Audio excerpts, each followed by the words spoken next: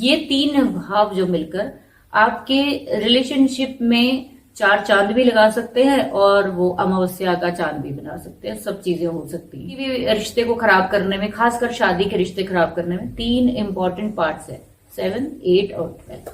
उसके बाद ही निश्चित होगा कि आपका रिलेशन कितना निभने वाला है, कैसा निभने वाला है। 5वां घर, 8वां घर और 12वां घर, 5, 8, 12 आपको लिव इन में ले जा सकते हैं। नमस्कार दर्शकों, आज आपका फिर से स्वागत है और आज हम हैं रजनी मैम के साथ। और आज के दिन हम डिस्कस करेंगे रिलेशनशिप गोल्स और रिलेशनशिप में आने वाली दिक्कतें और उनका समाधान। आपका स्वागत है Rajni ma'am. Thank you very much Shailesh ji. आज का टॉपिक बहुत अच्छा चुना है आपने। चलिए देखते हैं आज क्या लोगों के लिए हम लोग सोल्यूशन जो है वो देने वाले हैं।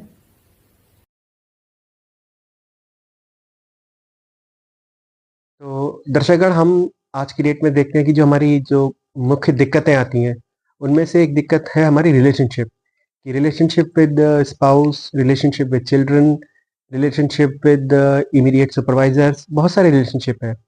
पर आज हम जिस केंद्र बिंदु पर हम ध्यान रखेंगे वो है रिलेशनशिप विद स्पाउस मेनली, क्योंकि ये हम देखते हैं कि अगर इंसान अपने परिवार में खुश रहता है, पति या पत्नी दोनों लोग खुश रहते हैं, तो फिर बच्चे भी उस हिसाब से खुश रहते हैं और आप अपने ऑफिस वर्क में या वर्क प्लेस में भी उतने खुश रहते हैं। तो जो महत्वपूर्ण मुद्दा है वो है रिलेशनशिप। तो रिलेशनशिप के लिए हमें देखते हैं कि कुंडली में जनरली लोग ढूंढते हैं कि हम क्या देखें क्या ना देखें, कौन से ऐसे भाव हैं या कौन से ऐसे प्लैनेट्स हैं जिनकी वजह से हमको रिलेशनशिप में दिक्कतें आती हैं या फिर हम अपना सुखी जीवन जी सकते हैं। तो हमें मैम आज हम आपसे ये जानना चाहेंगे कि रिलेशनशिप के लिए कौन से भाव या कौन से प्लैनेट्स इम्पोर्टेंट है। बिल्कुल शैलेश, बहुत ही जिसको मैं कहूँ कि आज का ना ये बर्निंग टॉपिक है। और बर्निंग इसलिए मैं कहूंगी कि आज के समय में एक तो जिंदगी बहुत भागदौड़ वाली हो गई है। जिंदगी भागदौड़ होने के साथ साथ क्या था कि आज से अगर हम कुछ 30 से 40 साल पहले तक चले तो उस समय जब हमारे पेरेंट्स, अगर हम अपने से पीछे वाली जनरेशन की बात करें, अपने पेरेंट्स की बात करें, है ना, तो उस समय जो है जो फीमेल्स थी, जो हमारी माएँ थी या हमारी चाचियां, जो भी हमारी फैमिली में फीमेल्स थी, वो लोग वर्किंग नहीं थी ज्यादातर, है ना। 40-50 साल पहले तक अगर बात करें तो वर्किंग नहीं थी। वो ज्यादातर अपना टाइम जो है वो घर में ही स्पेंड करती थी, अपनी रिस्पॉन्सिबिलिटीज जो है वो घर की निभाती थी। और मेल्स ज्यादातर, अगर मैं कहूँ तो लगभग आज के समय में और आज से 40 हमारे अपनी मदर के टाइम की अगर हम कंपेयर करें तो टोटल डिफरेंट हो चुका है। उस समय रिलेशनशिप का इतना ज्यादा मैंने देखा है कि अगर प्रॉब्लम होती भी थी तो जॉइंट फैमिलीज होती थी, अगर कोई होती भी थी तो उसको सब मिलकर जो है उसको सॉर्ट आउट कर लेते थे, है ना। लेकिन आज के समय में ये जो रिलेशनशिप की इतनी सारी प्रॉब्लम्स आ रही हैं, उसके पीछे सबसे बड़ा जो रीजन मैं देख रही हूँ, चलो वो कौन सा भाव है वो तो हम देखेंगे ही, कौन कौन सी जो कुंडली के हिस्से हैं जो हमें रिलेशनशिप खराब जो है वो देते हैं या अच्छा करने में मदद करते हैं, है ना। तो पहले हमें ये जानना चाहिए कि रिलेशनशिप के जो है ये इश्यूज इतने बढ़े क्यों। उसका बढ़ने का सबसे बड़ा कारण है कि कहीं ना कहीं फीमेल्स को घर से जिम्मेदारियां घर की निभाने के साथ साथ अब बाहर की भी निभानी पड़ रही है। तो एक जो औरत थी जहां वो पूरा 24 घंटे घर में थी, अब वो बाहर भी जाने लगी। अब उसकी रिस्पॉन्सिबिलिटीज क्या थी कि पहले घर की थी, अभी रिस्पॉन्सिबिलिटीज ऑफिस की भी हो गई, वर्क प्लेस की भी हो गई, बाहर और भी चीजों की हो गई। अब जब हम अपनी कुंडली में आप देखोगे कि आपका जब भी रिलेशनशिप की बात आती, किसी के साथ, किसके साथ रिलेशनशिप की बात करना चाहते हैं, पहले तो ये क्लियर होना चाहिए। अगर आप अपनी फैमिली के रिलेशनशिप की बात करना चाहते हो तो आप सेकंड हाउस से देखोगे, सेकंड हाउस में बैठे हुए प्लैनेट से देखोगे, ठीक है। फिर उसके बाद जो सेकंड का लॉर्ड है, आप उसके थ्रू पता लगा सकते हो, वो जहां भी जिस भी भाव में बैठेगा वो आपको उस आपके रिलेशनशिप को बताएगा कि आपका असल में लेना देना आपकी फैमिली के साथ कैसा है, आपकी फैमिली आपके साथ कर क्या रही है जिसके बीच में आप पैदा हुए हो। लेकिन आज जो हम बात कर रहे हैं वो रिलेशनशिप विद स्पाउस की बात कर रहे हैं। तो रिलेशनशिप विद स्पाउस 2 हाउसेस पे मेनली जो है वो डिपेंड करती है। एक है आपका 7th हाउस और दूसरा है 8th हाउस, और इसको और ज्यादा हम एक्सटेंड करें तो 12th हाउस भी इन्वॉल्व कर लीजिए। ये तीन भाव जो मिलकर आपके रिलेशनशिप में 4 चांद भी लगा सकते हैं और वो अमावस्या का चांद भी बना सकते हैं, सब चीजें हो सकती हैं। तो बेसिकली अगर आपका 7th हाउस अफ्लिक्टेड है, अफ्लिक्शन का मतलब यहाँ कई लोग सोचेंगे कि अफ्लिक्शन किसको कहते हैं। अफ्लिक्शन का मतलब हो गया कि मान लीजिए कि जो हम लोग बोलते हैं कि आपको फाउंडेशन एस्ट्रोलॉजी की जरूर आनी चाहिए, जो हम लोगों ने कोर्स भी इसीलिए डिजाइन किया कि एटलीस्ट इतनी कॉस्ट में हर कोई अपनी कुंडली के बारे में जान पाए कि मेरी कुंडली है क्या, है ना, बेस 7th हाउस में क्या है, 2nd हाउस में क्या है, वो राशि क्या कर रही है। तो जो लोग इस वीडियो को देख रहे हैं वो चाहे तो उस कोर्स को ज्वाइन कर सकते हैं, है ना, हम लोग लिंक नीचे दे देंगे उसका। तो अब हम बात कर रहे हैं कि रिलेशनशिप जो है जब आपकी स्टार्ट कब होती है। आप जब पैदा होते हो उसके बाद आपको सबसे पहले 2nd हाउस के रिश्ते मिलते हैं। 2nd हाउस इज योर, जो आपकी जॉइंट फैमिली कह लीजिए, ठीक है, आप जिसको कुटुंब बोलते हैं कि ये मेरा इमीडिएट फैमिली, जिसके बाद आपकी फैमिली एक्सटेंड होती चली जाती है ना। इसके बाद आप जब भी पैदा होते हो तो उस समय आपके अंदर इतनी, जो मैं कहूं कि वो इंटेंशन नहीं होती कि आप अधूरे हो, लेकिन जैसे जैसे आप बड़े होते हो तो आपको ना 7th हाउस की कमी फील होनी शुरू होती है। 7th हाउस क्या है, जिसको हम अपने पार्टनर का घर कहते हैं। वो हाउस असल में आपको कंप्लीशन देता है, आपको कंप्लीट करता है। तो आपके 7th हाउस में अगर कोई भी राशि है XYZ, अगर वहां पे बैठे हुए प्लैनेट उस राशि के दुश्मन हुए, शत्रु हुए, या हम लोग इसको दूसरी भाषा में कहे कि एंटी एलिमेंट के, एंटी स्वभाव के, है ना, तो क्या होगा, मैरिड लाइफ में आपको बहुत सारी डिस्टर्बेंसेस मिलेंगी। जैसे मान लीजिए कि 7th हाउस में किसी के लिब्रा, किसी का लगन है, 7 नंबर का लगन उसके 1st हाउस में आ रहा है, तो उसके ऑपोजिट में कौन सा आ गया, एरीज आ गया 7th हाउस में। तो एरीज का जो लॉर्ड है वो मार्स होता है। अब ये मार्स का जो साइन है, अगर इसमें सैटर्न जैसा प्लैनेट बैठ जाएगा तो मैरिड लाइफ को खराब कर देगा, क्योंकि मंगल का काम है एक्शन और सैटर्न का काम है मैच्योरिटी। इसीलिए ये दोनों प्लैनेट एंटी गिने जाते हैं, इसीलिए ये एक दूसरे के कामों में बाधा पहुंचाते हैं। तो क्या होगा, मैरिड लाइफ में कहीं ना कहीं बहुत सारी प्रॉब्लम्स देखने को मिलेंगी। अच्छा मैम, जैसे आपने हमें क्लास में समझाया कि इनके एलिमेंट्स भी हम देखते हैं, जैसे आपने कहा मार्स फायर एलिमेंट है, सैटर्न जो है हमारा अर्थ एलिमेंट हो गया, तो और आपने हमें पहले भी सिखाया कि अर्थ एलिमेंट और फायर एलिमेंट में, जैसे हम आग में अगर हम मिट्टी झोंके तो जो मतलब उसे बुझाने के काम में आता है, थोड़ा कम हो जाएगी, उसके कंपैशन कम हो जाएगा कहीं ना कहीं, है ना। तो इसीलिए तत्वों का बहुत बड़ा खेल है। इसीलिए मैं बोलती हूँ कि वैदिक जो है वो बेसिकली नॉलेज होनी चाहिए सबको। आप उसके बाद जो मर्जी सीखिए, लेकिन अगर आपको अपनी कुंडली अच्छे से देखनी है, समझनी है, तो 7th हाउस आपको बताएगा असल में कि आपका पार्टनर होने कैसे वाला है। अगर उसमें राशि के अकॉर्डिंग कोई प्लैनेट अपनी राशि का ही लॉर्ड बैठा है वहां पे, तो पार्टनर बहुत अच्छा होगा, दिक्कत वाली कोई बात नहीं होती वहां पे। लेकिन जब ये एंटी चीजें चली जाती है ना, कि एक तरफ पानी है और दूसरी तरफ आग है, एक तरफ अर्थ हो गई और एक तरफ, तो वो चीजें क्या हो गई, वो कहीं ना कहीं डिस्टर्बिंग करेंगी आपकी। तो हमें पूरी लाइफ यही नहीं पता चलता कि ये मेरा जो स्पाउस के साथ पंगा जो चल रहा है, या मेरी इसके साथ जो अंडरस्टैंडिंग नहीं हो पा रही, वो किस वजह से नहीं हो पा रही। असल में 7वां घर आपको ये बताता है कि आपको स्पाउस चाहिए कैसा।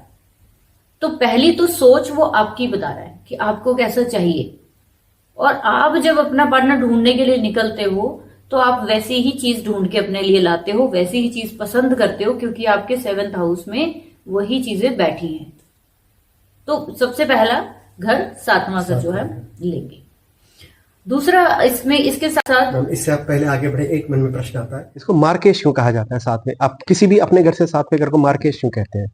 हाँ, बिल्कुल बिल्कुल सही बात है। अब इसका छोटा सा, हालांकि मार्केश पे बहुत बात कर सकते हैं। मार्केश का मतलब ये नहीं होता कि वो बंदा आपको मार देगा या वो आपकी डेथ कर देगा।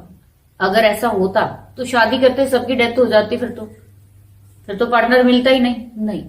मार्केश का मतलब है एक ऐसी पोजीशन, आपकी ऐसी पोजीशन, कुंडली किसकी है, आपकी ऐसी पोजीशन 7th हाउस जहां आपकी नहीं चलेगी। कब नहीं चलेगी? शादी के बाद नहीं चलेगी। आपका 360 क्या घूमने वाला है, आप नॉर्थ थे, अब आप साउथ में चले गए।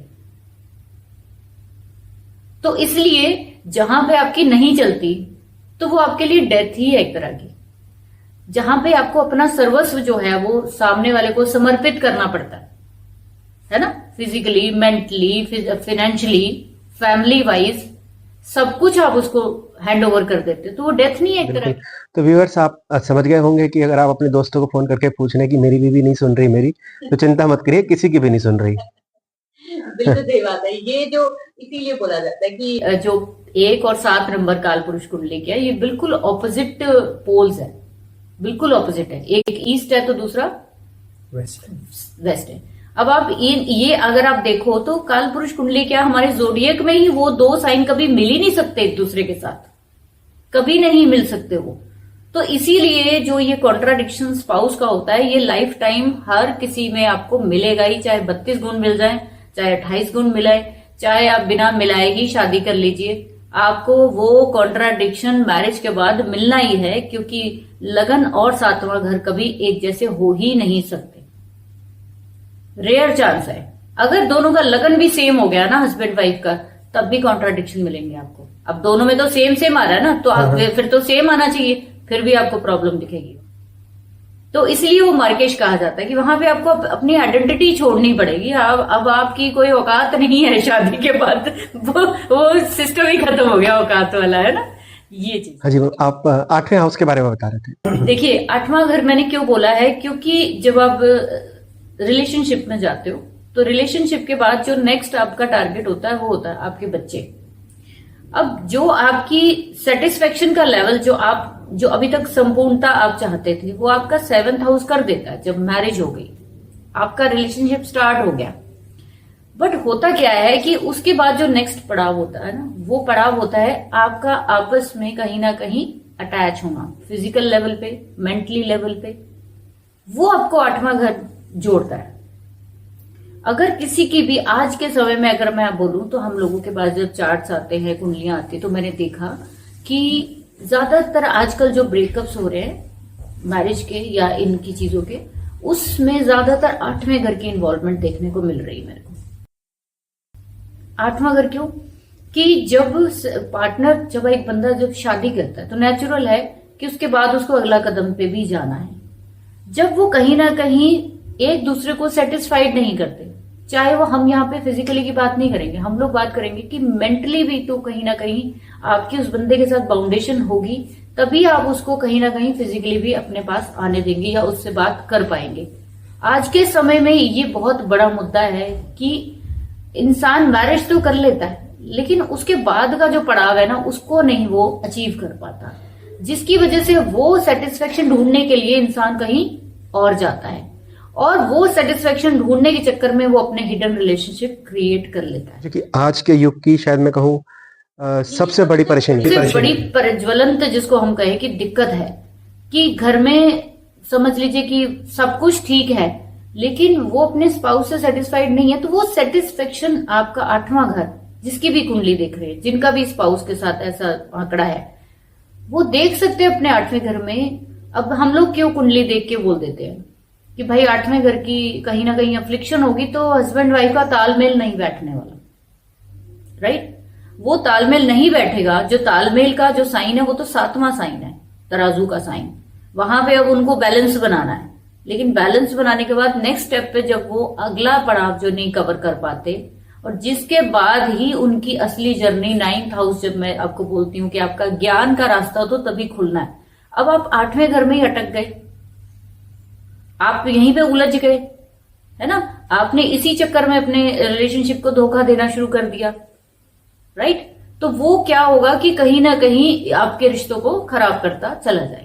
भाग्योदय कभी नहीं होगा मैम, कभी भाग्योदय नहीं हो सकता। बेशक आपके पास ढेरों पैसा हो, लेकिन आपके पास ज्ञान, आपके पास एथिक्स जो 9th हाउस देता है, जैसे हम पिछली वीडियो में भी बात कर रहे थे कि नैतिक मूल्य जो आपके है ना, वो 9वां घर। और आपके नैतिक मूल्य खोने का मतलब है कि आपने 9वें से 12वें को एक्टिव कर दिया, अपना दुर्भाग्य एक्टिव कर दिया। हो गया। और इसीलिए बोला जाता है कि भगवान राम ने बोला, वो क्यों पुरुषोत्तम माने जाते हैं कि पूरी लाइफ क्या उन्होंने अपनी पत्नी का सुख देखा? बिल्कुल नहीं देखा, बिल्कुल भी नहीं देखा। बट वो किस लिए जाने जाते हैं?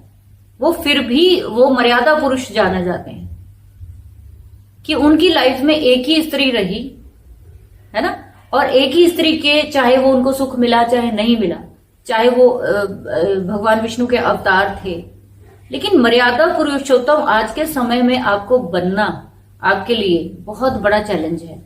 उसके लिए आपका 8वां घर कहीं ना कहीं अफ्लिक्शन से फ्री होना चाहिए। और अगर आप अपने हिडन रिलेशंस को कहीं पे क्रिएट करते हो तो आप ये समझ लीजिए अपने भाग्य को दुर्भाग्य में बदल रहे हो। पता नहीं, जब भी आप राम जी की बात करती है ना तो मेरे को एक से उठती है फिर से मुझे, जहां मैंने पढ़ा था कि राम जी कहना चाहिए इतने ताकतवर इंसान थे, मनुष्य अवतार, हाँ ठीक है, मनुष्य रूप में आए, लेकिन मनुष्य रूप में आए हैं, तो कहना चाहिए शक्ति में सर्वोपरि, सुंदरता में सर्वोपरि, और सबसे बड़े राज्य के राजा। उनके पास क्या मतलब कहना चाहिए ऑफर्स की कमी उनके हो? पास क्या मतलब उनके आसपास की, जैसे कि हम कहते हैं कि यहाँ पे ना सोसाइटी में जितने भी भगवान के अवतार हुए हैं वो किसी ना किसी सिंबल को रिप्रेजेंट करते हैं। ठीक है, भगवान कृष्ण स्नेह के अवतार है, स्नेह प्यार के बॉन्डिंग के अवतार है ना, और भगवान राम जो है वो मर्यादा के लीडरशिप के अवतार है। इसीलिए भगवान राम 5वें घर के साथ जोड़े जाते हैं। अच्छा, सूर्य और 5वां घर है ना। तो हम लोग मुद्दे से थोड़ा भटक जाते हैं, दोनों बात कहीं से कहीं चली जाती है हमारी, लेकिन वो बात करनी इसलिए जरूरी है बीच में कि हो सकता है किसी को भी सुनने में ये चीज अच्छी लगे कि 5वें घर के साथ ही भगवान राम को क्यों जोड़ा गया है। क्योंकि जो आपका जो पास्ट है, कहीं ना कहीं उसके मूल्य, कहीं ना कहीं आपके उसके रूल रेगुलेशन, कहीं ना कहीं आपके जो कहते हैं नियम आपने जो पास्ट में निभाए हैं, और आप कितना राइज करोगे, किस तरह के लीडर बनोगे इस जिंदगी में, लियो साइन ही बताता है आपका। और आज के टाइम पे अगर आपको कहीं पे भी लीडर बनना है तो 5वां घर आपके लिए, 5वां साइन आपके लिए अच्छा होना बहुत जरूरी है।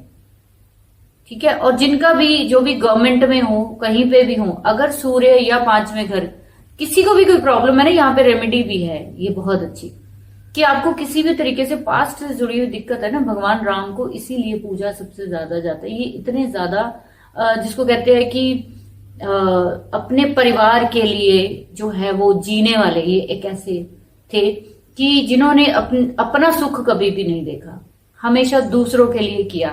पहले एक सौतेली माँ के लिए पूरी जिंदगी जो है उन्होंने वो किया, फिर पत्नी के लिए इतना संघर्ष किया, उसके बाद वो अपने राज्य के लिए अपनी पत्नी को फिर छोड़ा।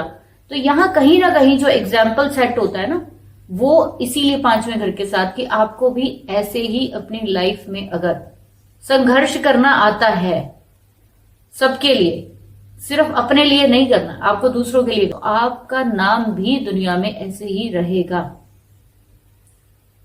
ठीक है, इसके बाद हम लोग नेक्स्ट हाउस जब देखते हैं, रिलेशनशिप खराब कौन से भाव से देखेंगे तो 12वां घर भी उसमें जुड़ जाता है।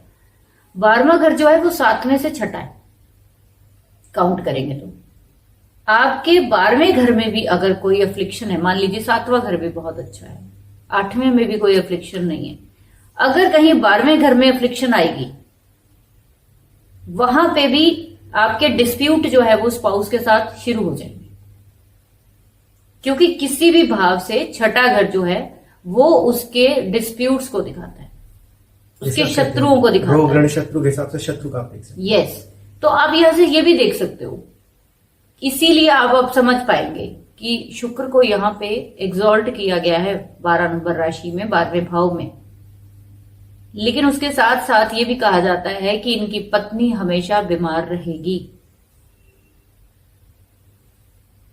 अब आप सोच सकते हो क्यों, क्योंकि 7वें से छठा है, चाहे वो वहां पे लक्ष्मी एग्जॉल्ट हो गई, अब उसी लक्ष्मी की वजह से आपकी पत्नी आपकी जिंदगी में सबसे बड़ा रोल प्ले करने वाली है, और वही आपकी दुश्मनी का कारण बनेगी परिवार में, कि भाई ये पत्नी के पीछे लगा हुआ है, जब से इसकी पत्नी आई है ऐसे हो गया। लेकिन रियलिटी ये है कि एग्जॉल्ट है, उसकी पत्नी, उसकी मैरिज के बाद उसके पास एवरीथिंग आएगा जो शायद उसने कभी सोचा नहीं है, बहुत कुछ आएगा उसकी शादी के बाद पर्सन की जिसका एग्जॉल्ट है ना। लेकिन उसके साथ साथ वो पत्नी बीमार रहेगी। दूसरा क्या है कि परिवार में कहीं ना कहीं डिस्प्यूट होने शुरू हो जाएंगे कि भाई बनेगी नहीं परिवार में, राइट। तो ये चीज हमें देखनी चाहिए हमेशा, कि हमेशा जो हम लोग देखते हैं कि एक ही भाव रिस्पॉन्सिबल है, नहीं। रिस्पॉन्सिबिलिटी जो है किसी भी रिश्ते को खराब करने में, खासकर शादी के रिश्ते खराब करने में 3 इंपॉर्टेंट पार्ट्स है, 7, 8 और 12। उसके बाद ही निश्चित होगा कि आपका रिलेशन कितना निभने वाला है, कैसा निभने वाला है। तो मैम, हम अरेंज मैरिज और लव मैरिज के बाद जानने के बाद जो बड़ा महत्वपूर्ण क्वेश्चन है, जिसके लिए मैं अलग से आपसे रिक्वेस्ट कर रहा था, जो कि लिव इन मैरिजेज हैं। अब लिव इन मैरिजेज मैम धीमे धीमे करके जो हमारा समाज था उसने लव मैरिज एक्सेप्ट करी। अब एक नई चीज़ आ गई है, लिव इन रिलेशनशिप रादर। तो इसके बारे में आपका क्या मानना है कि क्या ये चीज़ ठीक है, या फिर इसको कैसे देख सकते हैं पहले तो, और फिर समाज में इससे क्या दिक्कतें आएंगी, या फिर हमें एक्सेप्ट करना ही पड़ेगा आगे जाने के लिए? बिल्कुल। देखो, जैसे जैसे कहते हैं ना, देश काल परिस्थिति चेंज होती जाती है ना, जैसे जैसे हमारे ग्रोथ हो रही है, अर्बनाइजेशन बढ़ रही है, वैसे वैसे रिश्तों का स्वरूप भी बढ़ रहा है, बदल रहा है ना। पहले क्या था कि अगर हम भगवान राम की बात करें, सतयुग की बात करें, है ना, त्रेता युग की बात करें, तो पुरुष प्रधान जो है वो समाज था, शुरू से रहा है हमारा। लेकिन अभी परिस्थितियां बहुत चेंज हो चुकी हैं।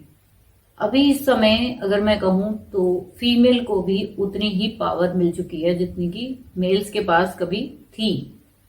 और मैं कहूं तो फीमेल्स के पास ज्यादा ही पावर है आज, मेल से भी ज्यादा। हर फील्ड में चले जाओ आप, जिसमें मर्जी चले जाओ, है ना, हर जगह पे आपको फीमेल्स ज्यादा आगे दिखेंगी। बिकॉज कि बहुत मेहनती, डेडिकेटेड। मैं ये नहीं कहूंगी कि मेल्स नहीं होते, लेकिन यहाँ पे कहने का मतलब ये है कि अभी तक उनको मौका नहीं मिला था। अब जब उनको मौका मिला है समाज में आने का, आगे आने का, तो उन्होंने उसको प्रूव। जब लिव इन की बात आती है, लिव इन का मतलब पहले समझना पड़ेगा कि उसमें हमारे कौन कौन से भाव कुंडली के जो है वो शामिल हो जाते हैं। जब ऐसी परिस्थितियां आती है कि कोई इंसान लिव इन में रहना चाहता है या रह रहा है, तो मैंने जो अपनी ऑब्जर्वेशन, ये आपको शायद कहीं लिखा हुआ ना मिले, लेकिन ये मैंने अपनी ऑब्जर्वेशन में देखा कि जब लिव इन की बात आती है तो लिव इन में रहना कौन चाहता है। पहली बात तो ज्यादातर लोग तो शादी करके अपनी लाइफ को सेटल करके बच्चे और उसके बाद उनको पढ़ाना, एवरीथिंग इज नॉर्मल चलता। लिव इन रिलेशनशिप में वही लोग जाना चाहते हैं जिनके 5वां घर तो एक्टिव है, ठीक है। क्योंकि लिव इन किसके साथ करोगे? अपने किसी ना किसी फ्रेंड के साथ ही करोगे, जिसको आप प्यार करते हो, जिसको आप जानते हो, जिसके साथ रहना चाहते हो। लेकिन उसमें इस बारी कहानी क्या चेंज हो जाएगी, जब मैरिज होती है तो 7वां घर इन्वॉल्व होना ही चाहिए, होता है, तब आपकी मैरिज होती है। 7वें घर को क्या बोलते हैं हम लोग? बंधन का घर है ये, ठीक है, बंधन का घर। आजू का साइन देखोगे तो उसके ऊपर एक वो जिसको कहते हैं ना, वो होती है मूठ होती है, तो उसके ऊपर एक वो वर्टिकल लगा होता है, और फिर 2 वो टंगे होते हैं, है ना, 2 बराबर में। तो वो उसके ऊपर जो रॉड होती है वो तो एक ही होती है ना, पकड़ा भी एक ही से जा रहा है, रॉड भी उसके अंदर भी 2 एक ही के नीचे हैं, मतलब 2 जनों को एक ही बंधन में बांधा जा रहा है। लेकिन लिव इन में जब कहानी आती है तो ये लोग बंधन में नहीं रहना चाहते। हाँ, बंधन नहीं है, बंधन नहीं रहना चाहते, मतलब 7वां घर नहीं चाहिए इनको। तो इनकी कुंडली में 7वां घर एक्टिव मिलेगा ही नहीं आपको। एक एग्जाम्पल से समझाइए मैम। एग्जाम्पल की मान लीजिए कि किसी की कुंडली में 5वां घर एक्टिव है, यानी कि लिव इन में रह रहा है कि उनका 8वें का स्वामी। अब पहले मैं ये बताऊंगी आपको कि कौन कौन से भाव जो है रिस्पॉन्सिबल कौन से है इस योग के लिए, जो मैंने देखे। 5वां घर, 8वां घर और 12वां घर। 5, 8, 12 आपको लिव इन में ले जा सकते हैं। क्यों ले जा सकते हैं?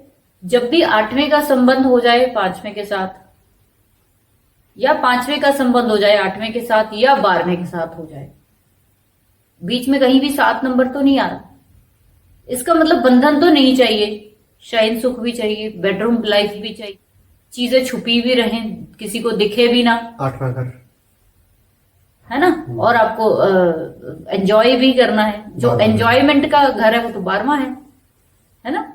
तो फिर इसका मतलब ये हुआ कि जब भी आप किसी कुंडली में देखो कि 5वां, 8वां, 12वां बार बार दशा अंतरदशा में या उसके कुंडली में ये 3 घर कनेक्टेड दिख रहे हैं आपको किसी प्लैनेट में, उसी दशा अंतरदशा में वो बंदा इन चीजों में पड़ेगा।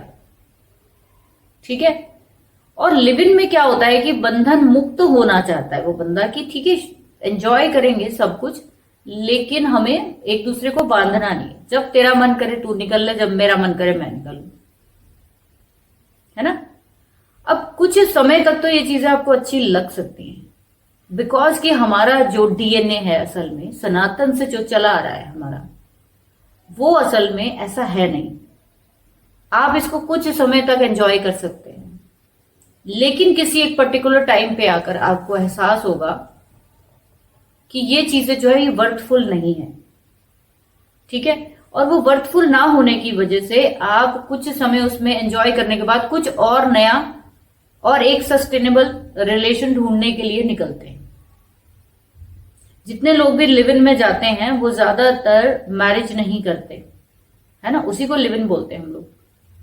उसमें आपको हर तरह का सुख आराम मिलता है, लेकिन आपने जवाबदेही नहीं है आपकी, आपको किसी तरीके की जवाब नहीं देना है। तो ये उन कुछ समय के लिए आपको चीजें अच्छी लग सकती हैं कि किसी को देखकर या आपका अंतर्मुखी होने की वजह से आप नहीं किसी के साथ एडजस्ट कर सकते। ठीक है, थोड़ा टाइम साथ रह के देख लेते हैं। आज नया ट्रेंड जो आ रहा है अभी सोसाइटी में, मैंने देखा कि लोग अब क्या कह रहे हैं कि भाई कुछ समय जो है पार्टनर के साथ रह कर देखा जाए कि मैं इसके साथ पूरी लाइफ निकाल सकता हूं कि नहीं। तो ये हमारी सोसाइटी बिल्कुल ही गलत रास्ते पे जा रही है। ऐसा कभी नहीं होता। आप किसी के साथ पूरी लाइफ भी जी लोगे ना, आप उसके बारे में पूरा कंप्लीट कभी जान ही नहीं पाओगे, क्योंकि हर इंसान का ना एक अपना कहते हैं ना कि अपना एक हिसाब किताब होता है कि जिसको जानने के लिए आपको सदियां लग जाती हैं। तो इसके आप अब ये इसके फायदे अगर मैं कहूं तो मुझे नहीं लगता सोसाइटी को इसका कोई फायदा है, कोई फायदा नहीं है इसका। लेकिन इसके नुकसानों की बात करेंगे ना तो नुकसान बहुत सारे हैं। सबसे पहला नुकसान क्या है कि कहीं ना कहीं आपकी, जिसको कहते हैं ना हम लोग, आपकी जो विश्वास है समाज में धीरे धीरे रिश्तों के प्रति लोगों का, वो कम होना शुरू हो जाएगा, है ना। हर कोई इस चीज को जब अपने रिश्तों से कहीं तंग होगा तो वो इस चीज में जाने की कोशिश तो करेगा। आप एक गलत जो है एग्जाम्पल सेट कर रहे हो अपनी सोसाइटी में। जैसे अब आने वाले समय में जैसे मैंने देखा कि रूल जो है वो बदल रहे हैं कि ट्रांसजेंडर सेम होमोसेक्सुअल शादी कर सकते हैं, है ना। तो वो इसकी इजाजत दी जाए या कुछ भी, जैसे सुप्रीम कोर्ट करता रहता, हम उस लीगल मुद्दों पे नहीं जाएंगे। लेकिन आप ये देखिए कि ये कोई नई चीज नहीं है, देखा जाए तो ये कोई नई चीज नहीं है। लेकिन अगर आप चाहते हो कि आप समाज में एक रिस्पेक्टेड फॉर्म में आने वाली अपनी जनरेशन को कोई आप अपनी एक जिसे कहते हैं ना अपनी डिग्निटी दिखाना चाहते हो, तो लिव इन में रहकर तो नहीं दिखा सकते कभी भी। आपको कहीं ना कहीं अपनी जनरेशन को जवाब तो देना पड़ेगा। जब इंसान खुद कुछ गलत काम करता है ना तो उसको इतना बुरा नहीं लगता, मैंने देखा। लेकिन जब कोई दूसरा बुरा करता है ना तो उसको बहुत बुरा लगता है। जब आपके बच्चे इसी चीज में करेंगे तो शायद अब आप भुगत चुके होंगे तो आपको वो चीज बहुत बुरी लगी कि नहीं इसमें नहीं जाना, ऐसे नहीं करना। ये चीज कोई नई नहीं है लिव इन में रहना, ये वर्ड नया है लिव इन में रहना, ये पहले से ही चला आ रहा है। ओपन नहीं था, अभी ये ओपन हो गया, लेकिन इसके साइड इफेक्ट बहुत है। इंसान का करेक्टर जो है वो कहीं ना कहीं मुझे ऐसा लगता है कि जिस फॉर्म में उसकी रिस्पेक्ट होनी चाहिए वो होती नहीं है। तो मेरे को ऐसा लगता है कि कभी भी इस जनरेशन को, आज के बच्चे हो कल के बच्चे हो, इन चीजों में नहीं जाना चाहिए, बिकॉज ये कोई ऑथेंटिक तरीका नहीं है। आप रहना चाहते हो, आप अगर किसी बंधन से मुक्त होना चाहते हो, अब यहाँ पे भी ना फिर वही कॉन्ट्राडिक्शन आ जाएगा कि अगर कुंडली में है ही नहीं योग, है ना, तो तभी तो आप ऐसा कुछ कर रहे हो ना कि कुंडली में है। ये भी तो कहेंगे ना लोग कि हमारे तो कुंडली में योग ही ऐसा है तो हम क्या करें। बिल्कुल करिए, लेकिन अगर आप चाहें तो उसको लीगल तरीके से कर सकते हो। ठीक है, हर भाव का जो है इलाज हो सकता है, जैसे मैंने बोला 9वां घर जो है आपकी लीगैलिटी को देखते हैं। आप अपने चीजों को लीगल करिए, आप अच्छे तरीके से उसको समाज में प्रतिष्ठित करिए, आप उसमें उसका आप भी एक इज्जतदार तरीके से रह सकते हो, उसको निभा सकते हो, ठीक है ना। तो आप कब तक इन चीजों में रहेंगे, तो ये एक मतलब मैं कहूं कि अंत नहीं है इस चीज का कोई भी। और लिव इन में रहना कुछ समय तक ठीक रहेगा, लेकिन उसके बाद धीरे धीरे धीरे लोग इससे बाहर आ जाते हैं और वो अपने लिए पार्टनर ढूंढेंगे ही। तो बेसिकली जो लोग, मुझे ऐसे लगता है कि लिव इन में वही लोग ज्यादा जाना चाहते हैं जिनको ना या तो अपने घर से कई बार बहुत सारी परेशानियां जो है, पेरेंट्स का बैड एक्सपीरियंस उनके साथ होता है, मैंने देखा। उनको अपनी सोसाइटी में कहीं ना कहीं बहुत बैड इंप्रेशंस मिलते हैं, उनके बचपन में कुछ ऐसी गलत चीजें होती हैं, ठीक है। ये जो 5, 8 और 12 के भाव जब आपके एक्टिव होते हैं आपकी लाइफ में या कुंडली में एक्टिव हैं, तो ना बहुत सारी धोखाधड़ी भी आपके साथ हुई होती है। तो खाली ये भाव लिव इन तो देगा, लेकिन आपको एक सस्टेनेबल रिलेशन देगा इसकी कोई गारंटी नहीं। तो नहीं रहना चाहिए मेरे ख्याल से। ये हमारे सोसाइटी के तो बिल्कुल मैं कहूंगी अगेंस्ट है। ये एक वेस्टर्न कल्चर जरूर रहा है और कहीं ना कहीं धीरे धीरे लोग इससे वापस भी आएंगे। मैम कुछ लोग, क्योंकि मैं उनका रिप्रेजेंटेशन तो नहीं करता हूँ, लेकिन कुछ लोग कहने आधा कचरा ज्ञान लेके आ जाएंगे। वो ये भी कह सकते हैं गंधर्व विवाह जो है, एक तरीके का गंधर्व विवाह है, ये मैंने था, इन्होंने किया, वैसा किया। तो मैम वो हमको ओल्ड फैशन कह सकते हैं, और या फिर कुछ बहुत ही इंटेलिजेंट लोगों को वो कहेंगे कि आप ओल्ड फैशन हैं और आप इसका ज्ञान रखें तो आपको फिर पुराना। मैंने तो पहले ही बोला है कि ये कोई नई चीज नहीं है। गंधर्व विवाह का मतलब लव मैरिज ही तो था। वो कोई फेरे थोड़ी ना लेते थे, एक दूसरे के गले में हाथ डाल देते थे तो चल भाई हो गया, वही चीज आज है।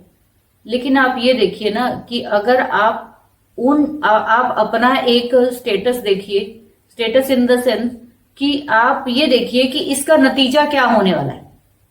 हर उम्र के पड़ाव में आकर आपको कोई ना कोई एक ऐसा साथी चाहिए जो आपका ख्याल रखे, ठीक है। आपके दुख सुख में आपको, लोग इन चीजों में जाकर अपने परिवार से दूर हो जाते हैं ज्यादातर, है ना।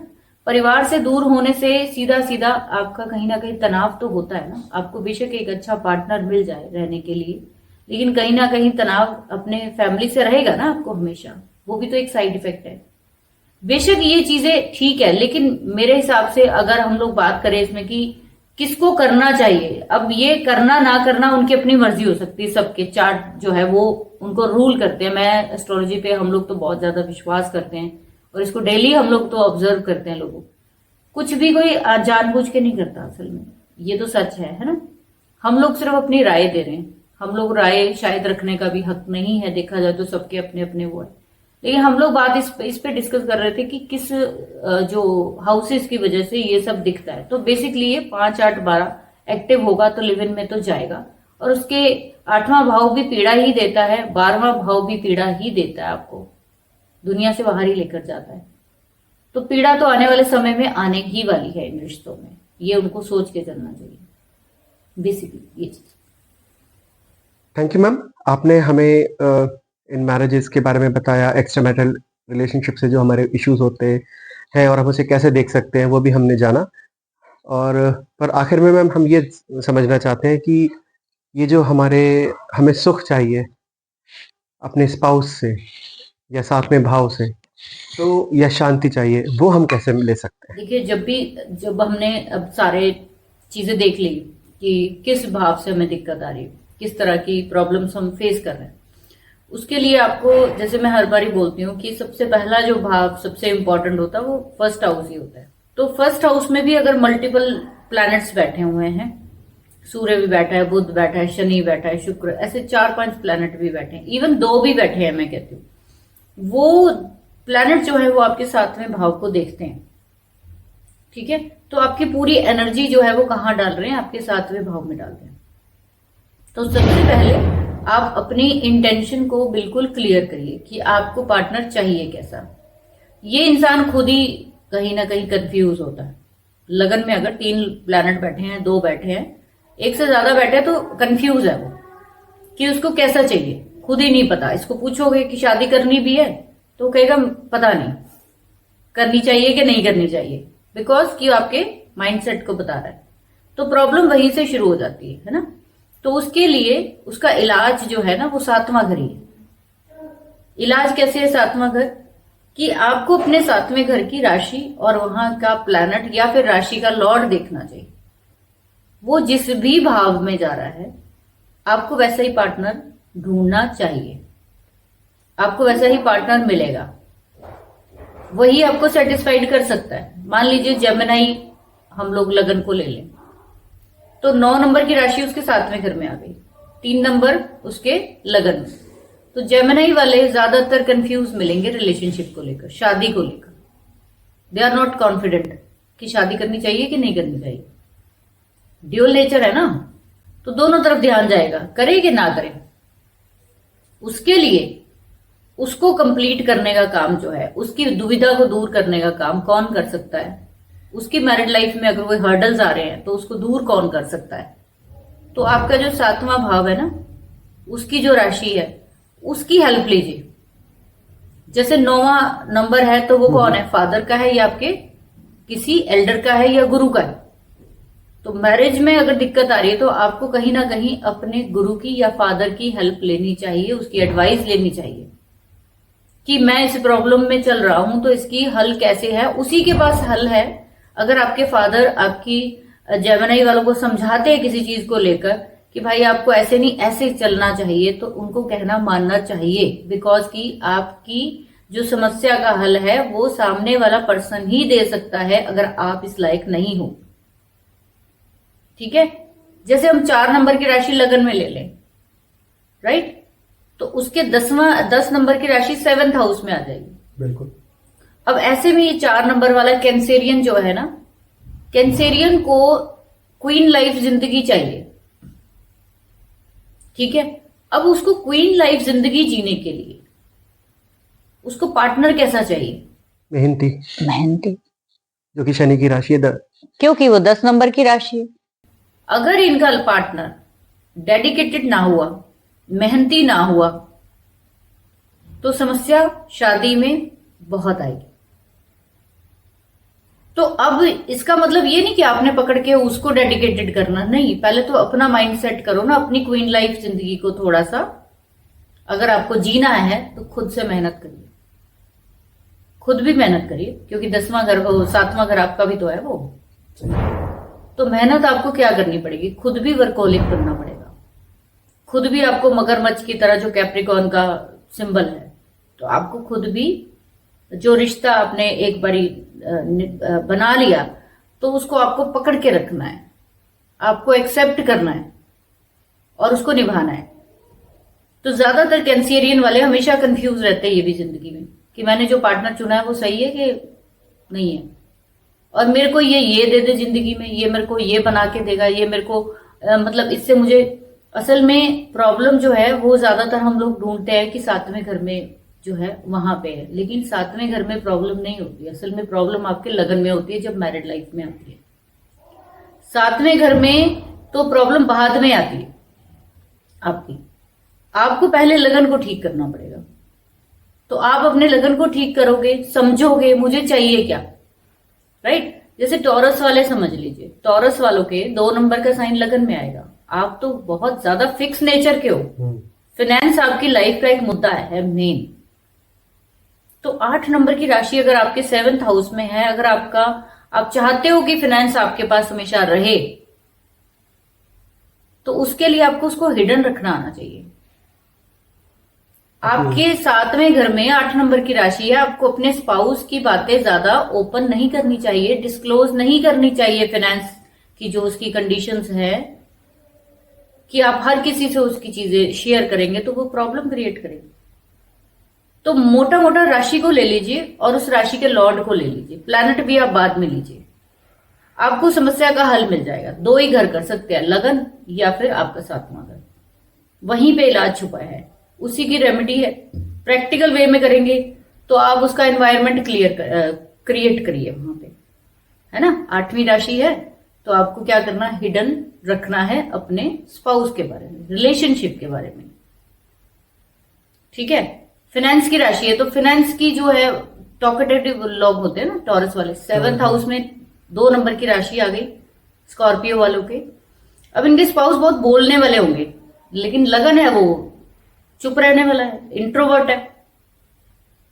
तो आपको भी थोड़ा थोड़ा धीरे धीरे अपने स्पाउस की तरह क्या करना पड़ेगा, बात करनी शुरू करनी पड़ेगी। और मैम शायद ऐसा कहते भी हैं कि कुछ समय के बाद दोनों का स्वभाव एक जैसा होने लगता है समय के साथ। बिल्कुल, इसीलिए कहा जाता है ना, क्योंकि ये पूरक है ना, 1 और 7 किसी भी भाव से 7वां घर उसका पूरक है। तो उसको पूरा कौन करेगा? 7वें वाला करेगा। करवाएगा कौन? पहला घर कराएगा। तो इलाज जो है इन 2 घरों में ही है। पहले अपने आप को ठीक करिए, फिर अपने स्पाउस के अकॉर्डिंग 7th हाउस में अपने आप को ढालिए। आप ढालेंगे ना, वो ऑटोमेटिक ही ढलना शुरू हो जाएगा। बिकॉज कि आपके 7वें घर की जो राशि है वो बताती है कि आपका पार्टनर आपसे चाहता क्या है। आपके 7वें घर में 2 नंबर की राशि, पार्टनर कहता है ये मेरे से खुल के बात करे, ये पैसे का ख्याल रखे, और आप उससे खुल के बात करते नहीं, राइट? पैसे का ख्याल रखते नहीं, फाइनेंस उसका आपको ख्याल रहता नहीं, फैमिली का ख्याल रहता नहीं, आप खाने पे ज्यादा ध्यान दे नहीं रहे,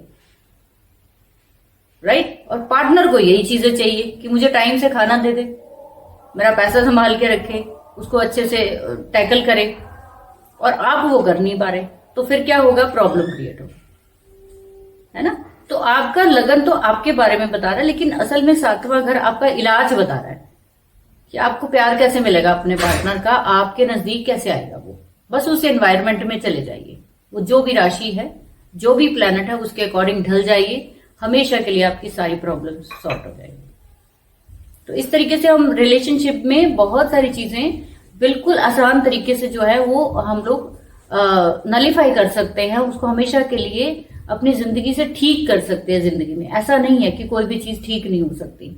एस्ट्रोलॉजी, ज्योतिष जैसी चीजों का फायदा क्या है फिर, कि अगर हम इसको अपनी जिंदगी में अलाइन नहीं कर पाए? This is not a remedial science, ये टोटल जो है वो अलाइनमेंट की साइंस।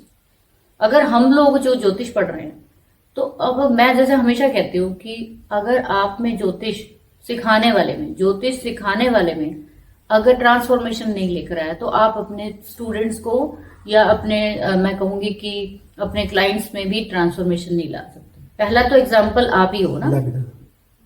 ऐसे ही अपने स्पाउस के लिए आप सबसे बड़े एग्जाम्पल हो। अपने आप को आप मेंटेन करिए। अब मान लीजिए एरी साइन वालों को ले ले, तो एरी साइन वालों के 1 नंबर है तो 7 नंबर उसमें, तो पार्टनर क्या चाह रहा है कि आप बैलेंसिंग नेचर के हो जाए। आप हर चीज के बारे में नाप तोल के बात करिए, है ना? तो इस तरीके से हम हर चीज को ठीक कर सकते हैं। ऐसा कुछ भी नहीं है जो एस्ट्रोलॉजी में ठीक नहीं हो सकता।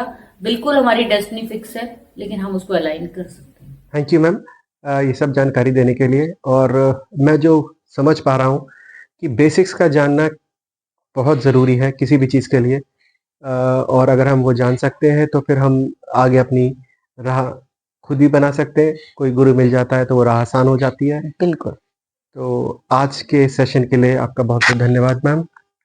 Thank you very much. आपका भी कि आप इतना मेरे साथ मेहनत कर रहे हो लोगों के लिए, कि हम लोगों को एक नया जो है वो पॉइंट ऑफ व्यू दे पाए। ठीक है, क्लास फॉर्म में सीखना अलग चीज है, और बहुत सारे लोग हैं जो इसमें डिस्कशन चाहते हैं। तो हम लोग बाकी लोगों को भी, देखने वालों को रिक्वेस्ट करेंगे कि नीचे कमेंट में जरूर बताएं आप किस टॉपिक पे और बात सुनना चाहते हो। ठीक है, ताकि हम लोग इस चीज को और अच्छे से कर पाए। So thank you very much Shailesh ji आपका, और मेरे सारे स्टूडेंट्स का, जिन्होंने हमेशा मुझे मोटिवेट किया, जिनके लिए नया कुछ करने का मेरा दिल करता है। Thank you.